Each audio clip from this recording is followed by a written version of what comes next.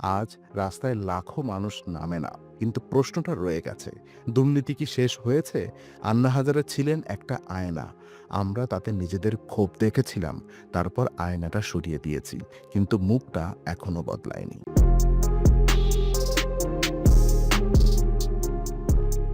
আজ আমি আপনাদের কোনো নেতা বানানোর গল্প শোনাতে আসিনি। আজ আমি শোনাতে আসছি একটা প্রশ্নের গল্প। একজন বৃদ্ধ মানুষ, সাদা খদ্দরের পোশাক, মাথায় গান্ধীর টুপি, হাতে লাঠি, কিভাবে কোটি কোটি তরুণের রাগ, হতাশা আর স্বপ্নের মুখ হয়ে উঠলেন। কেন 2011 সালে ভারতের শহরগুলো হঠাৎ করে রাস্তায় নেমে এলো? কেন কলেজ পড়ুয়া ছেলেমেয়েরা ক্লাস বাঙ্ক করে জিন্দাবাদ ধ্বনি দিল? কেন ফেসবুক, টুইটার, মোবাইল, এসএমএস সব একসাথে বিস্ফোরিত হলো? আর সবচেয়ে গুরুত্বপূর্ণ প্রশ্ন, আন্না হাজারে কি সত্যি দুর্নীতির বিরুদ্ধে যুদ্ধ করেছিলেন, নাকি তিনি ছিলেন একটি বড় রাজনৈতিক নাটকের নিখুঁত মুখ? এই ভিডিওতে আমি কোনো আরামদায়ক উত্তর দেব না, আমি দেব অস্বস্তিকর সত্য, অপ্রিয় প্রশ্ন আর চাপা পড়ে থাকা ইতিহাস। 2011 ভারতের জমে থাকা বিস্ফোরণ। 2011 সাল হঠাৎ করে আসেনি। এই বছরটি ছিল দশকের পর দশক জমে থাকা ক্ষোভের বিস্ফোরণ। ভারতের মধ্যবিত্ত তখন এক অদ্ভুত অবস্থায়। একদিকে IT broom, mall, smartphone, global স্বপ্ন, আর অন্যদিকে টুজি স্ক্যাম, সিডব্লিউজি কেলেঙ্কারি, আদর্শ হাউজিং, কয়লা দুর্নীতি। সংবাদ চ্যানেল খুললেই কোটি কোটি টাকার লুট, কিন্তু কাউকে শাস্তি হতে দেখা যাচ্ছে না। তরুণরা প্রথমবার বুঝতে শুরু করলো, আমরা পড়াশোনা করি, চাকরি করি, ট্যাক্স দিই, কিন্তু দেশটা চালায় কিছু অদৃশ্য মানুষ। এই ক্ষোভের কোনো মুখ ছিল না, কোনো নেতা ছিল না, কোনো ভাষা ছিল না। ঠিক তখনই প্রবেশ করলেন আন্না হাজারে। আন্না হাজারে একজন মানুষ না, একটি প্রতীক। আন্না হাজারে রাজনীতিবিদ ছিলেন না, তিনি টিভি ফ্রেন্ডলি ছিলেন না, তিনি ইংরেজি বক্তৃতা দিতেন না, কিন্তু এখানেই তার শক্তি। একজন গ্রাম থেকে উঠে আসা মানুষ, যিনি নিজের গ্রাম রালেগান সিদ্দিকে বলে ফেলেছিলেন মদ নিষিদ্ধ, জল সংরক্ষণ, স্বনির্ভরতা।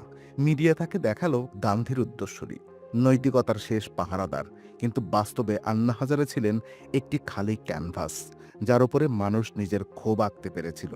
তিনি নেতা হওয়ার আগেই প্রতীক হয়ে গিয়েছিলেন। অনশন রাজনীতির সবচেয়ে শক্তিশালী অস্ত্র। অনশন মানে শুধু না খাওয়া নয়, অনশন মানে নৈতিক ব্ল্যাকমেইল।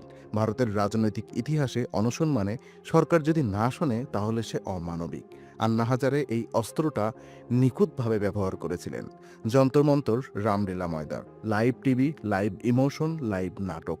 একজন বৃদ্ধ মানুষ অনশনে বসেছেন, আর সরকার যেন ভিলেন। এই জায়গাতেই আন্দোলনটা গণমানুষের হয়ে ওঠে। তো তরুণ প্রজন্ম কেন পাগল হয়ে গেল? এই আন্দোলনের আসল শক্তি ছিল 25 থেকে 35 বছর বয়সী তরুণরা। কারণ তারা দুর্নীতির ফল ভোগ করছিল, কিন্তু ক্ষমতায় ছিল না, আর ভোট রাজনীতিতে বিশ্বাস হারিয়েছিলেন। আন্না হাজারে তাদের বললেন, রাস্তায় নামো, সিস্টেম বদলাও। এই ছিল ভারতের প্রথম বড় সোশ্যাল মিডিয়া চালিত আন্দোলন। Hashtag, profile picture, missed call campaign. তরুণরা ভাবলো, এই প্রথম আমাদের কথা কেউ শুনছে। মিডিয়া আন্দোলনের জ্বালানি। এই আন্দোলন মিডিয়া ছাড়া বাঁচত না। টিভি চ্যানেলগুলো 24/7 লাইভ চালায়, কারণ টিআরপি। আন্না হাজারে হয়ে উঠলেন একটা সিরিয়াল, যার প্রতিদিন ফ্রিক হ্যাঙ্গার। মিডিয়া এখানে শুধু সংবাদদাতা ছিল না, অ্যাক্টিভ অংশগ্রহণকারী ছিল। প্রশ্ন হলো, এই আন্দোলন কি এত বড় হতো যদি মিডিয়া চাইতো না? তো লোকপাল আইন না স্বপ্ন? লোকপাল বিল ছিল আন্দোলনের মুখ্য দাবি, কিন্তু সাধারণ মানুষ জানতো না লোকপাল আসলে কি। এটা ছিল দুর্নীতির বিরুদ্ধে একটি প্রতীকী স্বপ্ন।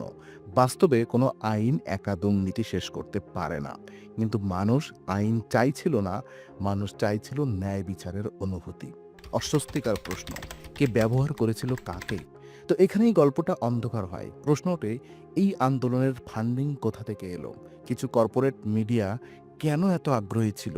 কেন কিছু রাজনৈতিক শক্তি চুপচাপ খুশি ছিল?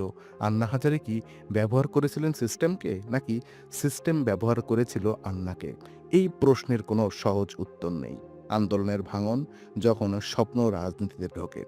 যেদিন আন্দোলন রাজনীতিতে ঢুকলো, সেদিনই জাদু ভাঙতে শুরু করলো। অরবিন্দ কেজরিওয়াল, রাজনৈতিক দল, ক্ষমতার হিসাব। তরুণদের একটা অংশ হতাশ হলো, এটাও রাজনীতি হয়ে গেল। আন্না হাজারে নিজেও পিছিয়ে গেলেন। তাহলে আন্দোলনটা কি ব্যর্থ? না, এই আন্দোলন ব্যর্থ ছিল না। এই আন্দোলন রাজনীতিকে প্রশ্ন করতে শিখিয়েছে, তরুণদের রাজনৈতিক করেছে, ভয় ভাঙিয়েছে, কিন্তু এটি প্রমাণ করেছে কেবল নৈতিকতা দিয়ে সিস্টেম বদলায় না। তো কেন আজও আন্না হাজারে প্রাসঙ্গিক?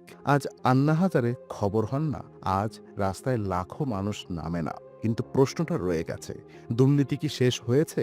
আন্না হাজারে ছিলেন একটা আয়না, আমরা তাতে নিজেদের ক্ষোভ দেখেছিলাম, তারপর আয়নাটা সরিয়ে দিয়েছি, কিন্তু মুখটা এখনো বদলায়নি।